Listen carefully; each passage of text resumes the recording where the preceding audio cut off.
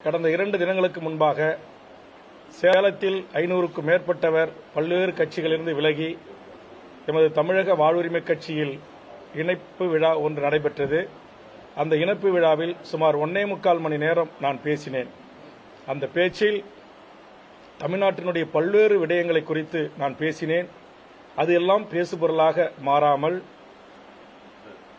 ஒரு உண்மைக்கு மாறான செய்தியை திரித்து வெளியிட்டுக் கொண்டிருக்கிறார்கள்.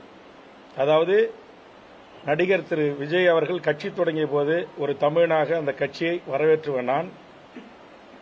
அதே நேரத்தில் அவர் ஒரு 10 ஆண்டு காலம் இந்த மண்ணுக்கும் மக்களுக்கும் தமிழ்நாட்டில் போராடுகின்ற ஜனநாயக சக்திகளோடு, போராளி இயக்கங்களோடு, அமைப்புகளோடு சேர்ந்து மக்களின் வாழ்வுரிமை பிரச்சினைகளுக்கு வீதிக்கு வந்து போராட வேண்டும், அதற்கு என்னுடைய முழு ஆதரவு உண்டு என்று தெரிவித்தவன்.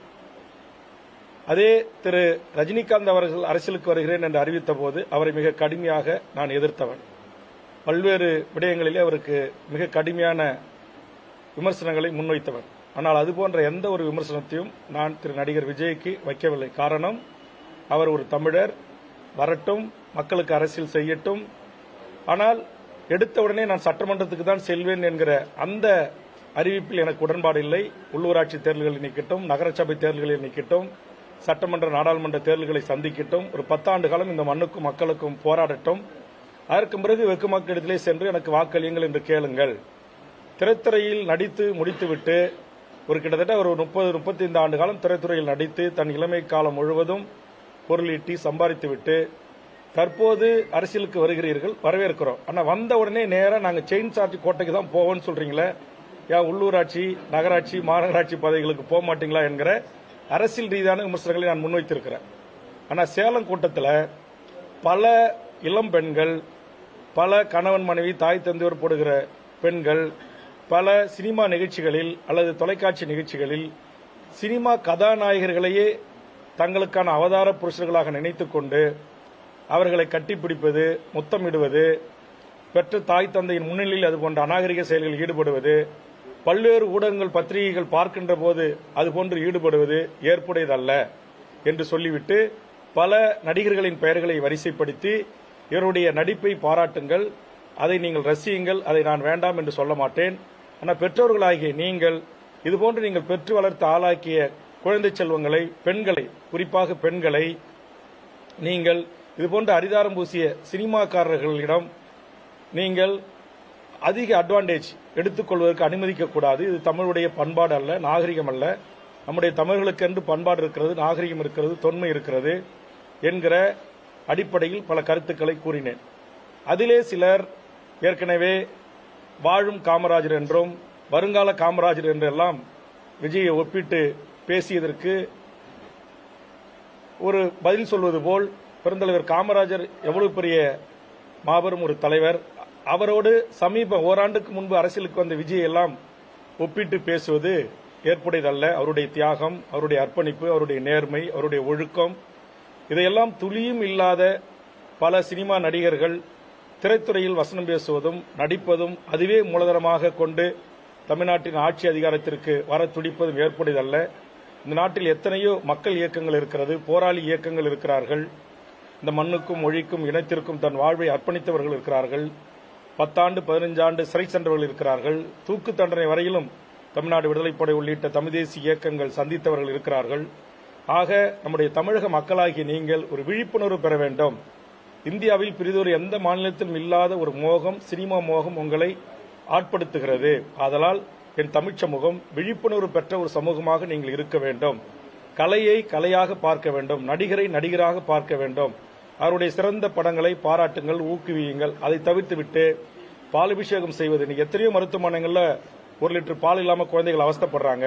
1000 லிட்டரில் போய் பாலபிஷேகம் செய்வது, கட் அவுட்டுக்கு பாலபிஷேகம் செய்வது, இது போன்ற மோசமான பண்பாட்டு சீரழிவுகளை செய்யாதீர்கள். இது தமிழ் சமூகத்தினுடைய மரபில் இல்லாத ஒரு விடயத்தை இங்கு சினிமா துறையில் புகுத்துகிறீர்கள். இது புகுத்தாதீர்கள்.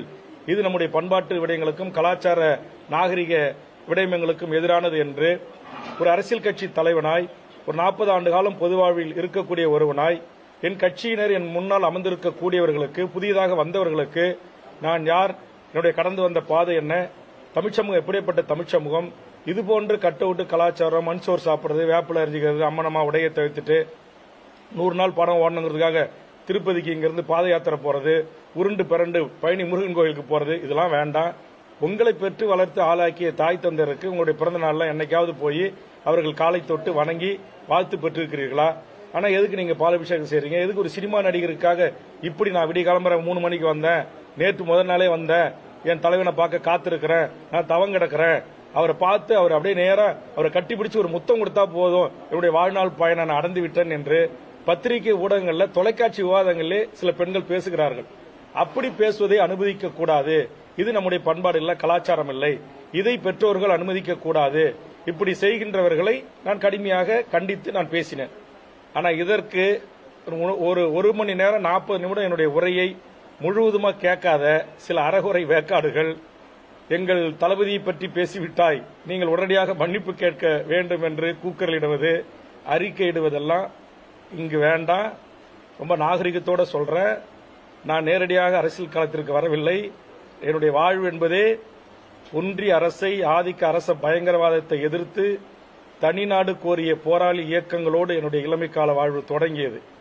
என்கிட்ட வந்து வேல்முருகன் மன்னிப்பு கேட்கணும்னு சொல்றது, அஞ்சாங்குஞ்சான்களை விட்டு அறிக்கை விட சொல்றது, ட்விட்டர்ல பேசுறது, யூடியூப்ல விட்டு பேச வைக்கிறது, இதையெல்லாம் நிறுத்திக் கொள்ள வேண்டும். நீங்க எந்த கட்சியினரா இருங்க, எந்த நடிகனுக்கு ரசிகர் மன்ற தலைவா இருங்க, ரசிகர்களா இருங்க, அதை பத்தி எங்களுக்கு கவலை இல்லை. இந்த மண்ணையும் இந்த மக்களையும் 40 ஆண்டு காலம் நேசித்து இந்த மண்ணுக்காக எண்ணற்ற வழக்குகளையும் துன்பங்களையும் துயரங்களையும் தமிழுக்கும் தமிழர் நிலத்திற்கும் என் மொழிக்குமாக சந்தித்த வேல்முருகன் ஆகிய நான், நீங்கள் அரசியலுக்கு வருகின்றேன் என்று சொல்லுகின்ற அல்ல வந்தவர்கள் யாராக இருந்தாலும் அந்த தவறை சுட்டி காட்டுவதற்கு எனக்கு உரிமை இருக்கிறது. அதை நான் சுட்டி காட்டிருக்கிறேன். அதுல நான் பேசாத செய்தியை, விஜய் எங்கேயாவது இளம்பெண்களை கட்டிப்பிடிச்சு முத்தமிட்டாருன்னு நான் சொல்லியிருக்கேனா? இல்ல அவர் பரிசு கொடுக்க வந்த இடத்துல அப்படி நடந்துகிட்டாருன்னு நான் சொல்லியிருக்கேனா? அப்படி சொல்லவே இல்லை. சொல்லாத ஒன்றை சொல்லியதாக நீங்க எடுத்துக்கொள்கிறீங்க. எத்தனை தொலைக்காட்சி விவாதங்களை சினிமாக்காரங்களை போய் பெண்கள், இளம் பெண்கள் குடும்பத்தோட, மாற்றான் மனைவி கணவன் முன்னே போய் தொலைக்காட்சியில் நேரடியாக என்கிட்ட சாட்சி இருக்கு, சொல்லுது, ஒரே ஒரு முறை உங்களை நான் கட்டிப்பிடிச்சு முத்தம் கொடுத்துக்கிட்டுமா அப்படின்னு இளம் பெண்கள் கேட்ட ஆடியோ வீடியோக்கள் இருக்கிறது. அதே மாதிரி இன்றைக்கு பிக் பாஸ்ல ஒரு நிகழ்ச்சியில மிக கேவலமான காட்சி அமைப்பு இருந்துச்சு. நான் உடனடியாக பத்திரிகையாளரை சந்தித்து இனி அது போன்ற காட்சிகள் இடம்பெற்றால் அதை தடுத்து நிறுத்துவேன், அதை முற்றுகையிடுவேன் என்று நான் அறிவித்தேன். அதுமாதிரி திரு ரஜினிகாந்த் அரசியலுக்கு வந்தபோது மிக கடுமையாக 15 வயதில் நான் கண்டித்து பேசியிருக்கிறேன். என்னுடைய செல்லுல ஆவணம் இருக்கு, காட்டுறேன். ஆக ஏதோ இன்றைக்கு தான் நீங்க இன்றைக்கு திரு விஜய்க்கு ரசிகர்களா வந்திருக்கலாம். என்னுடைய கண்டிப்பு என்பதும் என்னுடைய மக்களுக்கான போராட்டம் என்பதும் சுமார் 40 45 ஆண்டு காலம். ஆக இதையெல்லாம் கருத்தில் கொண்டு பேச வேண்டும். எல்லா அரசியல் கட்சி தலைவர்களையும் பேசுவது போல், எல்லா அரசியல் கட்சியினரை விமர்சனிப்பது போல் எங்கள் கட்சி தோழர்களை, எங்கள் தொண்டர்களை, நேற்றுக்கு பெய்த மழையில் இன்றைக்கு முளைத்த காளான்கள், தமிழ்நாட்டுடைய அரசியல் வாழ்வு வரலாறு தெரியாதவர்கள் பேச திரு விஜய் அவர்கள் அனுமதிக்க கூடாது. நான் ஒரு அரசியல் கட்சியினுடைய தலைவர் என்கிற முறையில் நான் பேசுகிறேன். உங்களுக்கு என் பேச்சின் மீது எதிர்ப்பு இருந்தால், ஆட்சேபனை இருந்தால், இதேபோன்று ஒரு பத்திரிகையாளர்களை சந்தித்து வேல்முருகன் இப்படி அவதூறான கருத்துக்களை பேசியிருக்கிறார், தவறான கருத்தை பேசியிருக்கிறார் என்று திரு விஜய் அவர்கள் பத்திரிகையாளர்களை சந்திப்பை நடத்தி கேள்வி கேளுங்கள். நான் சந்திக்க தயாராக இருக்கிறேன். நான் ஒவ்வொரு நாளும் பத்திரிகையாளர்களை சந்தித்து வருகிறேன். ஆனா அதை விட்டுட்டு அஞ்சாங்குஞ்சான்களை விட்டு பேச வைப்பது, வீடியோ போட வைப்பது, பேஸ்புக்ல ட்விட்டர்ல எழுத வைப்பது, இதெல்லாம் வளர்ந்து வருகின்ற திரு நண்பர் விஜய் அவர்களுக்கு அழகல்ல. இதை உடனே விஜய் அவர்கள் தடுத்து நிறுத்த வேண்டும். இந்த வேல்முருகன் மன்னிப்பு கேட்க வேண்டும் என்றெல்லாம் தொலைக்காட்சியிலே அமர்ந்து கொண்டு பேசுவது, என்னை பிடிக்காத அரசியல் கட்சியினுடைய துணையோடு சேர்ந்து கொண்டு யூடியூப்ல பேட்டி கொடுக்க வைப்பது, இதெல்லாம் தமிழர் நாகரிக அரசியலுக்கு அழகல்ல என்பதை நடிகர் விஜய் அவர்களுக்கு தெரிவித்துக் கொள்கிறேன்.